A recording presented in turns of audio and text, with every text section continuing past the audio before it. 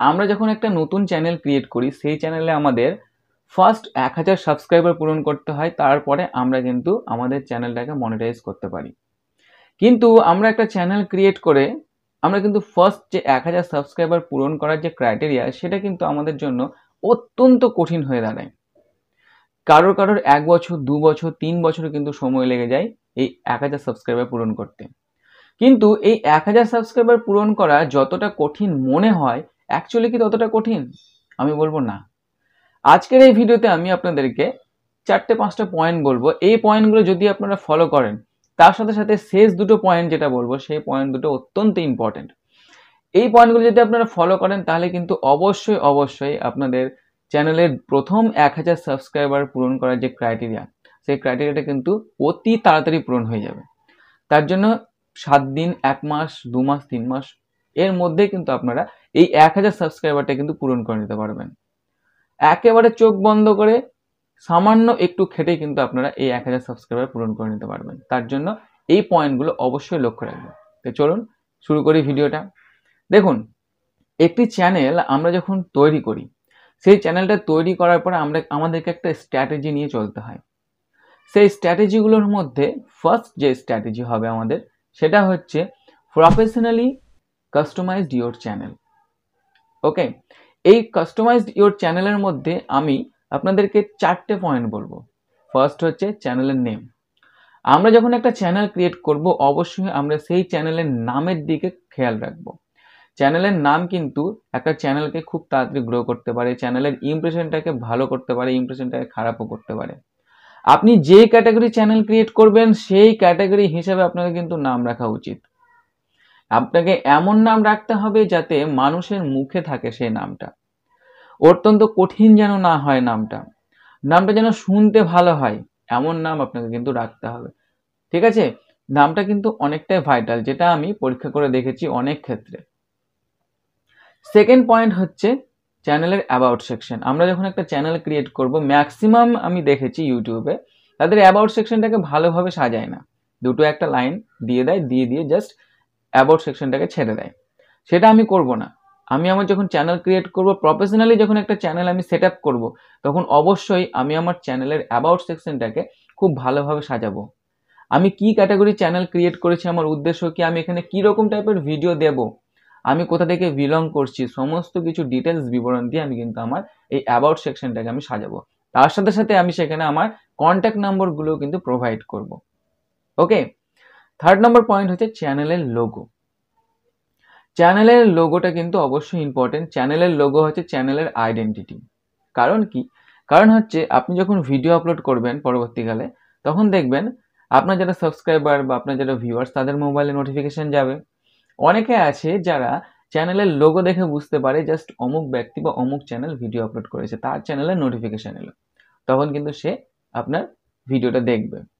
এবং সেই যে লোগো আপনি বানাবেন, সেই লোগোটাকে কিন্তু বারবার চেঞ্জ করবেন না। বারবার কখনোই কিন্তু লোগো চেঞ্জ করতে নেই, কারণ আপনার চ্যানেলের লোগো আপনার আইডেন্টিটি। ওকে, চ্যানেলের লোগোটা কিন্তু অবশ্যই খুব ভালোভাবে বানাবেন। চ্যানেলের লোগোতে আপনি আপনার প্রোফাইল পিকচারও সেট করতে পারেন।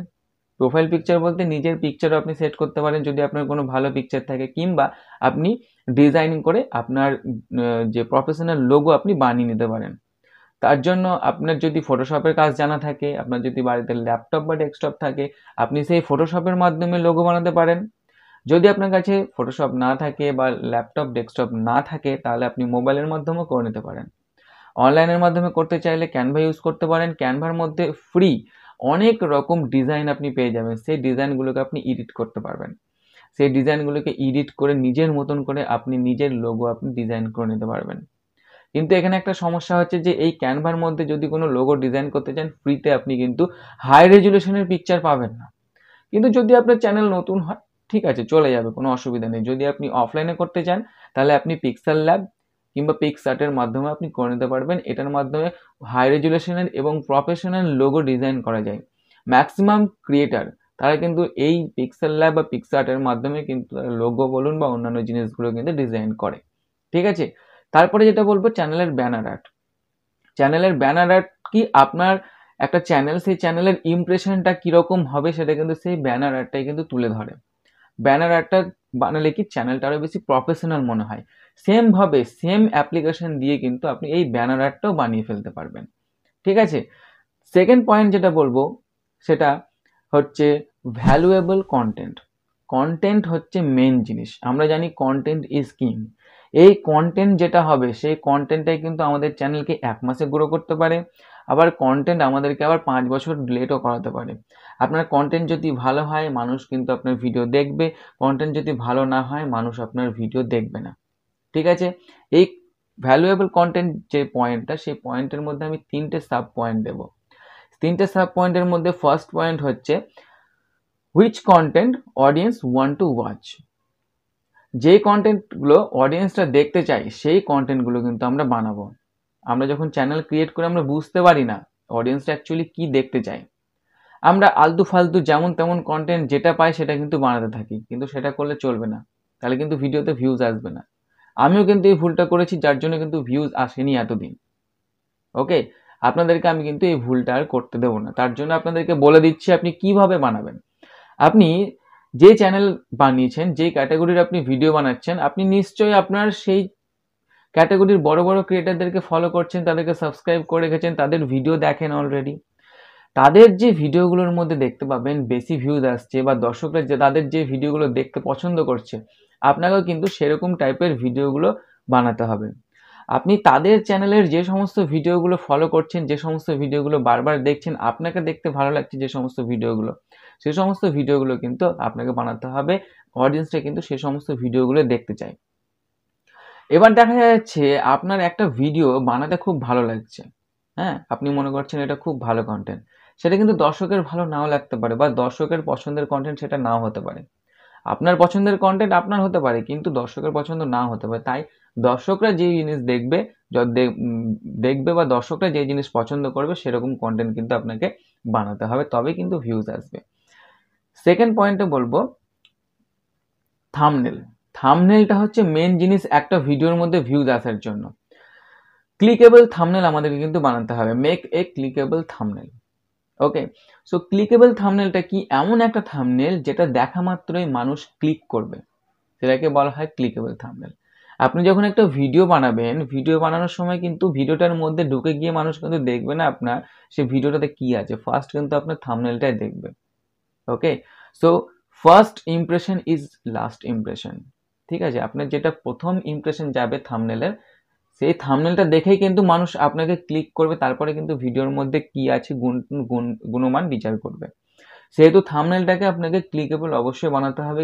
থাম্বনেল যদি আপনি বানাতে চান সেম ভাবে একই tools, Photoshop, Canva, PicsArt, pixel lab, এই সমস্ত অ্যাপ্লিকেশন দিয়েও কিন্তু আপনি খুব ভালো ভালো থাম্বনেল আপনি বানাতে পারবেন। তবে আমি বলবো থাম্বনেল বানানোর জন্য আপনাকে মোর প্র্যাকটিস করতে হবে, মোর প্র্যাকটিস। আপনি থাম্বনেল প্রথম দিন কিন্তু যতই আপনি কনসেন্ট্রেট করেন, আপনি ভালো থাম্বনেল বানাতে পারবেন না। ঠিক আছে, আপনি যত প্র্যাকটিস করবেন, যত আপনার কাছে রিসোর্সেস আসবে, তত কিন্তু আপনি থাম্বনেল আরো ভালো বানাবেন, থাম্বনেল আপনার কাছে ভালো হবে, আপনার হার্ট দিনের দিন শার্প হবে যত আপনি থাম্বনেল বানাবেন। ওকে, ফার্স্ট পয়েন্ট বললাম professionally customise your channel, second point বললাম valuable content. Okay, but third point যেটা বলবো সেটা হচ্ছে রেগুলারিটি পোস্ট ইউর ভিডিও। ঠিক আছে, রেগুলার বলতে কনসিস্টেন্সি মেনটেন করে আপনাকে ভিডিও আপলোড করতে হবে। কনসিস্টেন্সি বলতে আমি বলছি না যে আজকে একটা আপলোড করুন, কালকে পরশু তারপরের দিন এরকম করে রেগুলার ডেলি ভিডিও আপলোড করুন, আমি বলছি না। কনসিস্টেন্সি বলতে আপনি চ্যানেল শুরু যেদিন করেছেন সেদিন থেকে ধরে নিয়েছেন যে আপনি সপ্তাহে 2টো করে আপলোড করবো বা 3টে করে 4টে করে আপলোড করব, আপনাকে সেরকম শিডিউল মেনেই কিন্তু আপলোড করতে হবে ভিডিও। ওকে, আপনাকে দেখা গেল আপনি আজকে ভিডিও আপলোড করছেন, আবার 1 মাস পরে একটা আপলোড করলেন, আবার 2 মাস পরে একটা আপলোড করলেন, এরকম করে আপলোড করলে চলবে না। আপনি যদি ধরে নেন আমি একদিন অন্তর অন্তর ভিডিও আপলোড করবো, তাহলে আপনাকে কিন্তু একদিন অন্তর অন্তরই ভিডিও আপলোড করতে হবে, এবং যেই টাইমে আপনি ভিডিও আপলোড করবো ধরে নিয়েছিলেন সেই টাইমে কিন্তু আপলোড করতে হবে। দেখা গেল আজকে সকালে একটা আপলোড করলেন, কালকে দুপুরে একটা আপলোড করলেন, পরশু দিন আপনি সন্ধ্যেবেলায় আপলোড করলেন, সেরকম করলে কিন্তু চলবে না। নির্দিষ্ট টাইম মেনে, যেটা আপনার সঠিক সময়, শিডিউল মেনে, সেই শিডিউল হিসাবে আপনাকে কিন্তু ভিডিওটা আপলোড করতে হবে। সো এতক্ষণ ফার্স্ট যে 3টে মেন পয়েন্ট বললাম, এই পয়েন্টগুলো আমরা কিন্তু ম্যাক্সিমাম মানুষ জানি, প্রত্যেকটা ইউটিউবার কিন্তু এই পয়েন্টগুলো কিন্তু বলে থাকে চ্যানেল গ্রো করার জন্য বা 1000 সাবস্ক্রাইবার কমপ্লিট করার জন্য। এবার যে দুটো পয়েন্ট বলছি, এই দুটো পয়েন্ট কিন্তু মোস্ট ইম্পর্টেন্ট। এই দুটো পয়েন্টকে আপনি কাজে লাগিয়ে আপনার চ্যানেলকে একদম বুম করতে পারবেন। ঠিক আছে, তো এই দুটো পয়েন্ট কি? Grow your audience. কিভাবে করবেন তার জন্য সাব পয়েন্ট দুটো আছে। ফার্স্ট হচ্ছে যে আমাদেরকে আমাদের চ্যানেলটাকে অ্যালগোরিদমের মধ্যে পৌঁছে দিতে হবে। ইউটিউবের যে অ্যালগোরিদম সিস্টেম আছে, সেই অ্যালগোরিদম সিস্টেমের মধ্যে আমাদের চ্যানেলটাকে বা আমাদের ভিডিওগুলোকে পৌঁছে দিতে হবে। তার জন্য কি করতে হবে? তার জন্য আমাদেরকে মোর ভিডিও বানাতে হবে। মানে আমাদের একটা চ্যানেল ক্রিয়েট করে আমাদেরকে লক্ষ্য রাখতে হবে ভালো ভালো ভ্যালুয়েবল কন্টেন্ট দিয়ে আমাদের চ্যানেলটাকে ভর্তি করব প্রথমত। ঠিক আছে, মোটামুটি 50টা 100টা 200টা মতন আমরা ভিডিও বানাবো আমাদের চ্যানেলের মধ্যে, যাতে অ্যালগোরিদম আমাদের ভিডিও বা আমাদের চ্যানেলকে খুঁজে পায় এবং সঠিক অডিয়েন্সের কাছে পৌঁছে দিতে পারে। একটা চ্যানেল যখন ক্রিয়েট করা হয়, ফার্স্ট কিন্তু অ্যালগোরিদম বুঝতে পারে না যে আপনি কীরকম ক্যাটাগরির ভিডিও বানাচ্ছেন, কীরকম অডিয়েন্স বেস আপনার দরকার, বা কোন কোন মানুষ আপনার সেই ভিডিও দেখছে, যে মানুষের সামনে অ্যালগোরিদম আপনার সেই ভিডিওগুলোকে পৌঁছে দেবে, সে কিন্তু বুঝতে পারে না। প্রথমে 100টা 200টা যখন ভিডিও আপলোড করবেন, তারপর কিন্তু সে বুঝতে পারে যে অ্যাকচুয়ালি এই চ্যানেলটা এরকম টাইপের ভিডিও বানায় বা এরকম টাইপের অডিয়েন্স এই ভিডিওগুলো দেখে, তখন কিন্তু সে সমস্ত অডিয়েন্সের সামনে ভিডিওগুলো পৌঁছে দেয়। তারপরে আপনার যদি থাম্বনেল ভালো হয়, ভিডিও ভালো হয়, ভিডিওতে ভিউজ আসে, নইলে কিন্তু আসে না। এটাই হচ্ছে খেল। তাহলে অডিয়েন্সের কাছে পৌঁছে দিতে গেলে এই যে অ্যালগোরিদম সিস্টেম, সেটার যে একটা নেটওয়ার্ক, সেই নেটওয়ার্কের মধ্যে আমাদেরকে প্রবেশ করতে হবে। তার জন্য কন্টেন্ট বাড়াতে হবে। ঠিক আছে, একটা ধরনের শপ ওপেন করলেন, শপ ওপেন করার পরে সেই শপের মধ্যে যদি কোনো প্রোডাক্ট না থাকে, তাহলে কিন্তু কাস্টমার আসবে না। শপের মধ্যে যত ভালো ভালো প্রোডাক্ট থাকবে, আর যেগুলো মানে মানুষের চাহিদা আছে, সেই চাহিদা অনুযায়ী যে প্রোডাক্ট থাকবে, কাস্টমারের চাহিদা অনুযায়ী, সেই কাস্টমারের চাহিদা অনুযায়ী প্রোডাক্ট যত বেশি থাকবে, যত ভালো থাকবে, তত কিন্তু আপনার দোকানে কাস্টমার আসবে। সেরকমটাই হচ্ছে ইউটিউব চ্যানেলের ক্ষেত্রে। ওকে, সেকেন্ড হচ্ছে make audience base. Audience base আমরা বানাতে হবে। কি করে বানাবো? আমাদের তো নতুন চ্যানেল, আমাদের চ্যানেলে তো ভিউজ নাই, সাবস্ক্রাইব নাই, তাহলে আমরা অডিয়েন্স বেসটা বানাবো কি করে? দেখুন, অডিয়েন্স বেস বানানোর জন্য আমি আপনাদেরকে কখনোই বলবো না যে আপনি আপনার ভিডিওকে ফেসবুকে শেয়ার করুন, ইউটিউবে শেয়ার করুন, ফেসবুকে শেয়ার করুন, ইনস্টাগ্রামে শেয়ার করুন, বা হোয়াটসঅ্যাপ গ্রুপে শেয়ার করুন, বা টুইটারে শেয়ার করুন, অন্যান্য সোশ্যাল মিডিয়াতে শেয়ার করুন। কখনোই বলবো না। কারণ যদি আপনি আপনার ভিডিও লিঙ্ক কোনো জায়গায় শেয়ার করেন, তাদের লাভের থেকে ক্ষতি বেশি হবে। যদি আপনার লিঙ্ক কোনো জায়গায় শেয়ার করেন, তাহলে ধরে রাখেন সিটিআর বাড়বে।